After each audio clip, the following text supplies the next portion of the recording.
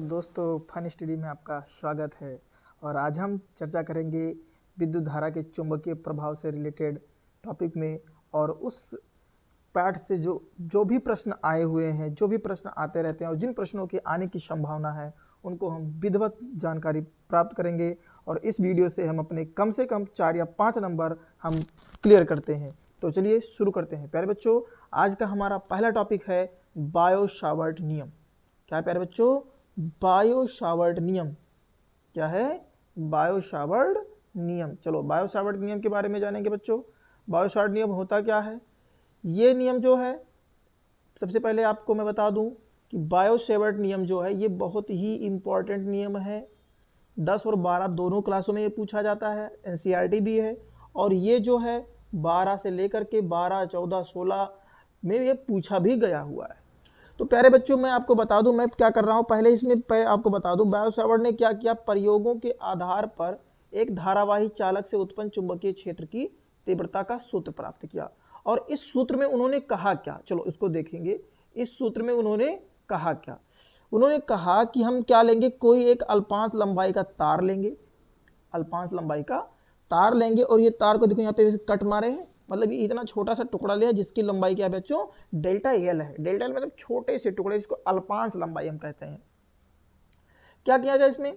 अब इसको हम लोग क्या कर रहे हैं, इन्होंने क्या कहा, अब इसकी गणना करनी है। इन्होंने कहा चुंबकीय क्षेत्र का तीव्रता का सूत्र प्राप्त किया और इन प्रयोगों के आधार पर धारावाही चालक के एक छोटे खंड डेल्टा एल द्वारा किसी बिंदु एक जो कैपिटल पी है यहाँ पे स्थित है, इस बिंदु कैपिटल पी पर उत्पन्न चुंबकीय क्षेत्र कैपिटल बी की तीव्रता का हमको सूत्र किन बातों पर ये निर्भर करता है, इस बात के बारे में हमको सिखाया।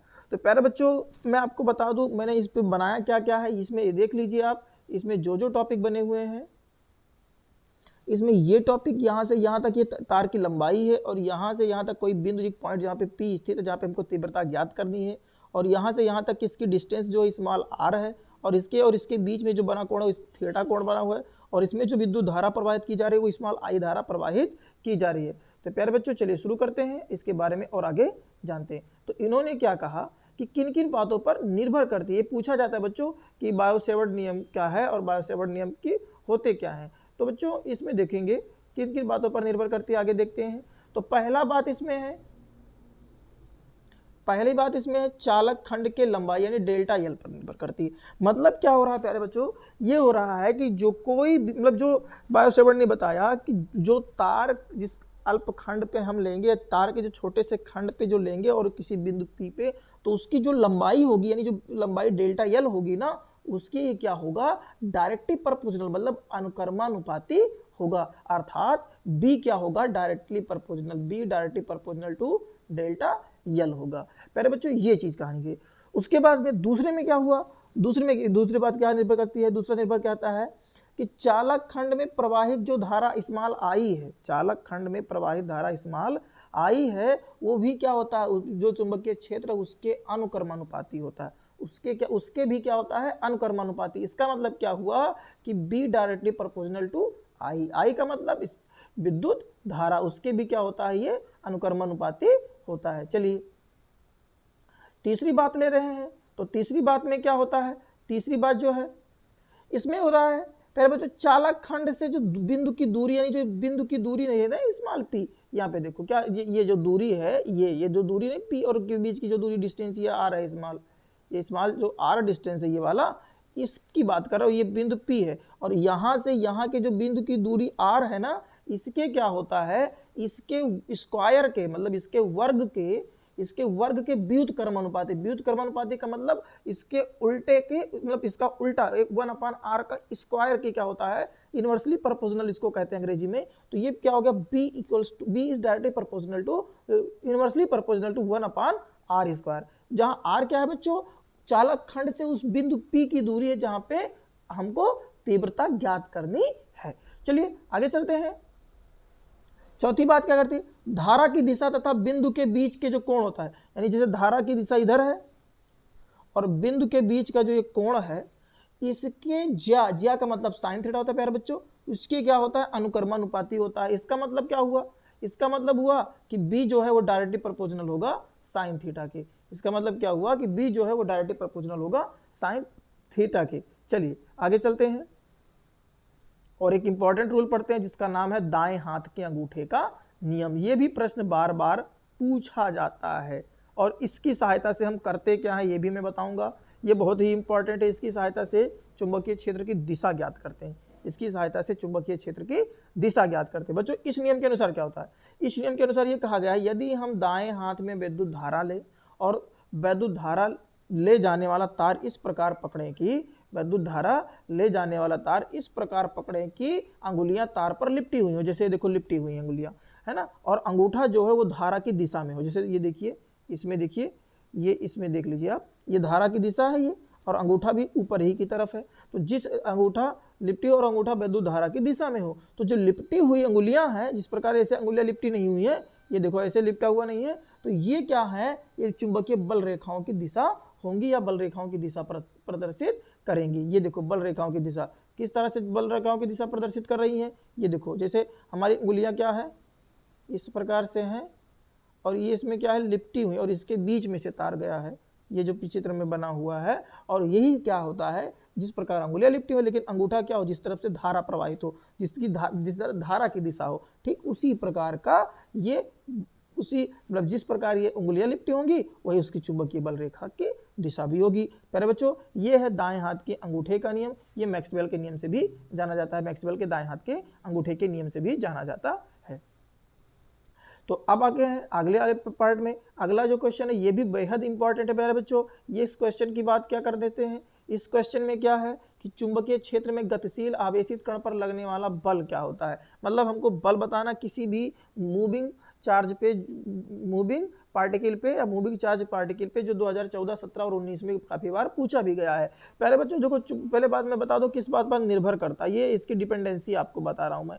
निर्भर किस बात पे करता है, तो निर्भर की बात करेंगे तो चुंबकीय क्षेत्र में गतिशील आवेशित कण पर लगने वाला जो बल जो है वो कण के परिमाण, कण के आवेश के परिमाण, चुंबकीय क्षेत्र के परिमाण, कण के आवेश का परिमाण होता है प्यारे बच्चों Q होता है। चुंबकीय क्षेत्र का परिमाण क्या होता है, कैपिटल B होता है। वह कण के वेग यानी स्मॉल v और इसकी गति की दिशा व चुंबकीय क्षेत्र की दिशा के बीच जो कोण होता है यानी उसके साइन थीटा पर निर्भर करता है। प्यारे बच्चों देखो कैसे निर्भर करता है, देखो आगे चलते हैं। यदि किसी गतिशील आवेशित कण का, है ना, यदि किसी गतिशील आवेशित कण का जो वेग आवेश है स्मॉल q है, वेग स्मॉल v है तथा तीव्रता क्या है, v है, तीव्रता वाले चुंबकीय क्षेत्र की दिशा से थीटा कोण बनाते हुए अगर गति करता है तो इस पर लगने वाला जो बल होगा या बल का परिमाण होगा वो क्या होगा प्यारे बच्चों, F बराबर B Q V sine theta, जहां पे V क्या है चुंबकीय क्षेत्र है, Q क्या है आवेश, कण के आवेशित मतलब कण का आवेश परिमाण है, और V क्या है कण का वेग है, और साइन थीटा क्या है चुंबकीय क्षेत्र की दिशा और कण के वेग की गति की दिशा के बीच का बना हुआ कोण है। चलिए आगे चलते हैं प्यारे बच्चों। अब इस पर क्या कहा गया, ये अगला प्रश्न जो मैंने लिया ये भी बेहद इंपॉर्टेंट है, ये बहुत ही बार पूछा गया, इससे रिलेटेड क्वेश्चन बहुत पूछता है, ये इससे न्यूमेरिकल बहुत पूछता है। क्या है ये कह रहा है समरूप चुंबकीय क्षेत्र में धारावाही चालक पर लगने वाला बल क्या होता है। प्यारे बच्चों देखो जैसे यहाँ पे समरूप, ये लाइनें खींची गई है, सब सारी लाइनें क्या है, समरूप है। बी चुंबकीय क्षेत्र है, F बल की दिशा है, बल लगने वाला है, और L ये जो है एक रॉड लिया गया है, रॉड की लंबाई कितनी है L, और इसके चुंबकीय बल की दिशा और रॉड के बीच का कोण जो है वो थीटा बना हुआ, और इसमें धारा कौन सी प्रवाहित कर रहे हैं, स्मॉल I धारा प्रवाहित कर रहे हैं। तो क्या होगा इसमें, क्या होगा हम मान लेंगे, देखो माना क्या करेंगे, एक समान बाह्य चुंबकीय क्षेत्र कैपिटल B में स्मॉल l लंबाई का एक चालक स्थित है, जिसमें हम क्या प्रवाहित कर रहे हैं प्यारे बच्चों, जिसमें हम प्रवाहित क्या कर रहे हैं, जिसमें हम क्या प्रवाहित कर रहे हैं, ध्यान दीजिएगा, धारा I प्रवाहित कर रहे हैं। और ये यदि चालक व चुंबकीय क्षेत्र कैपिटल B की दिशा के बीच का कोण जो थीटा बनता है ना, तो चालक पर लगने वाला बल का जो मान होगा वो किन किन बातों पर निर्भर करता है, चलिए हम देखते हैं। तो प्यारे बच्चों वो पहला मान क्या है, वो पहले किस बात पर निर्भर करेगा, पहले निर्भर करता है क्षण में प्रवाहित धारा I के, वो क्या होता है उसके अनुक्रमानुपाती होता है। इसका मतलब क्या हुआ कि F डायरेक्टली प्रोपोर्शनल हो रहा है I के, दूसरी बात क्या है, वाह्य चुंबकीय क्षेत्र यानी वाह्य चुंबकीय क्षेत्र की तीव्रता या प्रबलता यानी कैपिटल बी के भी क्या होता है, अनुक्रमानुपाती होता है। मतलब दूसरी बात क्या है कि एफ डायरेक्टली प्रोपोर्शनल है वी के, इसको पहला इक्वेशन, इसको दूसरा इक्वेशन मानेंगे। फिर तीसरी बात क्या है कि चालक छड़ की लंबाई स्मॉल यल के अनुक्रमानुपाती होता है, अर्थात एफ जो है वो डायरेक्टली प्रोपोर्शनल होता है स्मॉल यल के भी। अब चौथी बात क्या हो रही है, चौथी बात हो रही है प्यारे बच्चों, चौथी बात क्या है ये देखिए, चालक की लंबाई व चुंबकीय क्षेत्र की दिशा के बीच लगने वाले कोण थीटा की जे यानी साइन के क्या होता है, अनुक्रमानुपाती होता है, मतलब डायरेक्टली प्रोपोर्शनल होता है। एफ क्या होता है, डायरेक्टली प्रोपोर्शनल होता है, F directly proportional to sine theta. इसका मतलब कहां से है, देखिए अब ऊपरी तो चारों को हम मिलाते हैं, ऊपरी चारों को मिलाते हैं, तो चारों को मिलाने पर क्या पाते हैं प्यारे बच्चों, चारों को मिलाने पर हम क्या पाते हैं, देखिए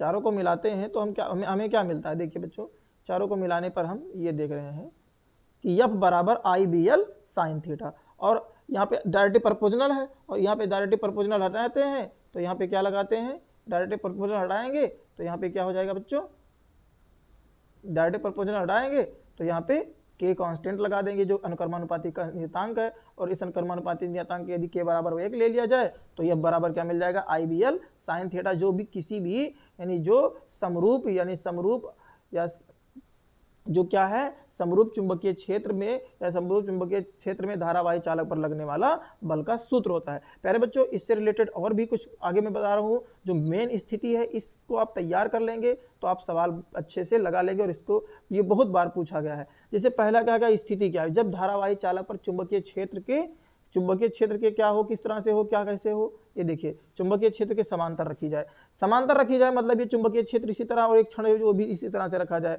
मतलब इसके बीच में जो कोण बन रहा है वो क्या बन रहा है, जीरो बन रहा है। इस स्थिति में थीटा क्या होगा प्यारे बच्चों, जीरो होगा, यानी और सूत्र हमने क्या पढ़ा, एफ बराबर आई बी एल साइन थीटा, तो साइन थीटा की वैल्यू कितनी है, जीरो है, और साइन जीरो की वैल्यू कितनी होती है प्यारे बच्चों, जीरो होता है। इस स्थिति में एफ की जो वैल्यू होगी वो बहुत यानी क्या होगी, मिनिमम होगी, यानी वो जीरो हो जाती है, क्या होती है, जीरो हो जाती है। फिर क्या है, दूसरी स्थिति क्या है, जब हम लंबवत रखें, कब रखें, क्या रखें, लंबवत रखी जाए, लंबवत रखी जाए मतलब इस तरह से चुंबकीय क्षेत्र है यानी बी इस तरह से और ये रॉड इस तरह से है, तो इस तरह से तो इसके बीच का कोण कितना पड़ रहा है बच्चों, 90 डिग्री बनना है। तो 90 डिग्री बनना है तो हमको पता है इस स्थिति में थीटा बराबर क्या होगा, 90 डिग्री होगा। इसका मतलब क्या होगा, एफ जो है वो आई बी एल 90 डिग्री, और 90 डिग्री की साइन 90 की वैल्यू कितनी होती है प्यारे बच्चों, 1 होती है। साइन 90 बराबर साइन 90 की जो वैल्यू होती है वो कितनी होती है, 1, तो साइन 90 की जगह पे हमने क्या रख दिया, 1 रख दिया। इसका मतलब क्या हुआ, एफ बराबर आई बी एल साइन थीटा। इस स्थिति में जो एफ का मान होता है वो क्या होता है, अधिकतम प्राप्त होता है, क्या होता है,